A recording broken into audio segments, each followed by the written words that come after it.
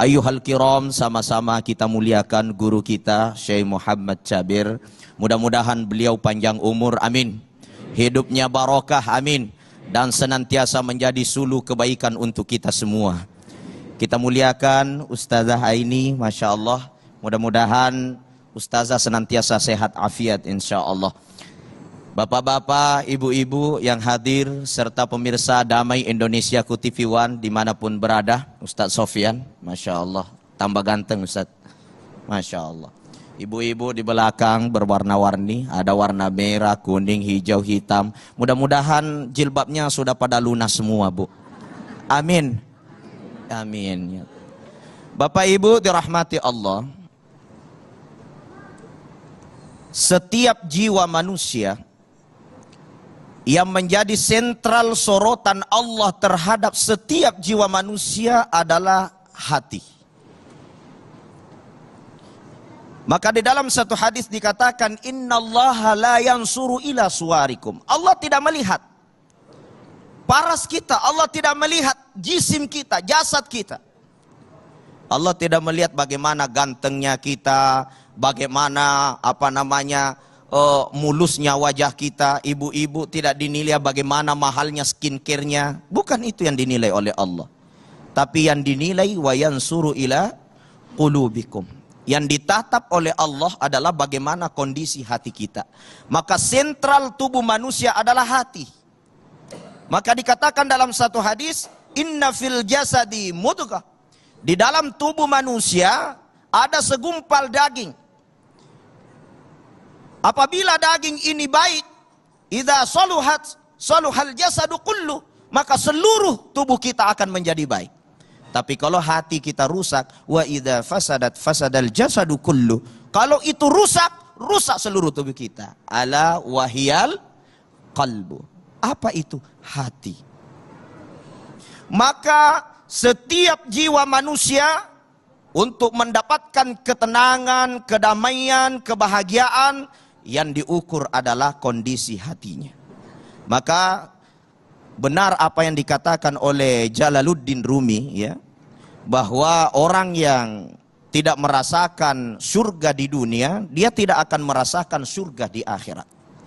Bagaimana mungkin kita bisa merasakan surga di akhirat yang kekal abadi, sedangkan surga di dunia yang hanya sementara tidak mampu kita hadirkan? Maka gambaran yang dibawa oleh Nabi, baiti jannati, rumahku adalah surgaku.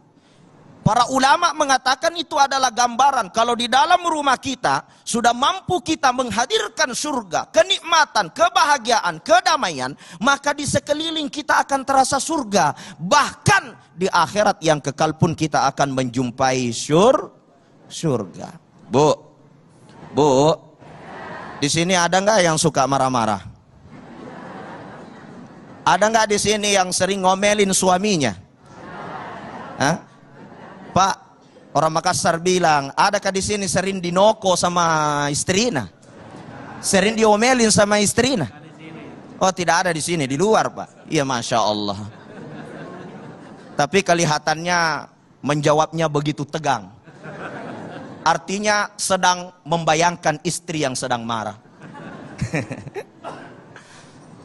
Bapak Ibu dirahmati Allah, yang menentukan kondisi surga dalam kehidupan kita di dunia ini adalah kondisi hati kita. Maka dikatakan, qad aflaha man zakkaha, beruntunglah orang yang mensucikan hatinya. Wa qad khaba man dassaha, rugi orang yang mengotori hatinya. Bagaimana ciri orang yang kotor hatinya? Hatinya sempit, suka marah-marah, hidupnya tidak tenang. Apakah surga dunia, kebahagiaan dunia diukur dari harta yang banyak? Tentu tidak, Bapak Ibu. Betapa banyak kita lihat bergeliman harta, memiliki jabatan. Apalagi sekarang kita tahu bahwa kita berada dalam musim politik. Yang saat ini kita sudah berada di minggu tenang gitu. Akan tetapi kita melihat saudara-saudara kita justru banyak yang tidak tenang. Kenapa mereka tidak tenang? Karena yang menentukan ketenangan bukan harta, bukan jabatan. Tapi yang menentukan ketenangan adalah kondisi hati. Bicara masalah jabatan, jangankan jabatan sebagai presiden, jabatan sebagai menteri, jabatan sebagai kepala desa saja kadang-kadang membawa tidak tenang. Coba kita lihat saudara-saudara kita, mungkin ada bantuan 1 miliar, beli TV yang bagus, beli spring bed yang mewah, tapi tidak bisa tidur di atas spring bednya, nonton TV selalu ketakutan. Kenapa? Karena setiap lihat orang korupsi, selalu dia yang jantungan. Kenapa? Ada juga kasus korupsinya, termasuk televisinya belum terlapor. Jadi televisinya bagus, tapi hatinya tidak tenang. Saya pernah diundang ceramah di salah satu daerah di Kalimantan Timur. Yang ngundang saya orang kaya raya, Pak. Tapi konsultasi Ustadz, saya nggak bisa tidur matanya. Padahal naik mobil mewah setiap hari. Apa kerjanya? Salah satu kerjanya ngontrakkan mobil-mobil mewah. Mobil Mercy, mobil Alphard. Keluar 2 masuk 3, keluar 3 masuk 4. Tidak bisa tidur matanya. Nanti ada yang lecet, nanti ada yang dijual sama orang, nanti ada tergelincir dan lain sebagainya. Saya sempat berpikir, tenang itu di mana? Bahagia itu di mana? Gitu. Mau jadi caleg katanya tenang, nggak ada tenang. Di warung kopi, dia minum kopi setiap hari tapi nggak bisa tidur. Kenapa? Balihonya dicabutin di sana mau dipasang lagi, di sana ngambil uang baliho nggak pasang-pasang. Ketenangannya di mana? Maka sungguh untuk mencapai ketenangan batin, untuk mencapai ketenangan hati, kita ikuti apa yang dikatakan oleh Imam Ghazali rahimahullah. Tidak ada jalan yang lain untuk mencapai ketenangan batin, kecuali satu, kita menjadikan segala aktivitas kita itu lillah, karena Allah.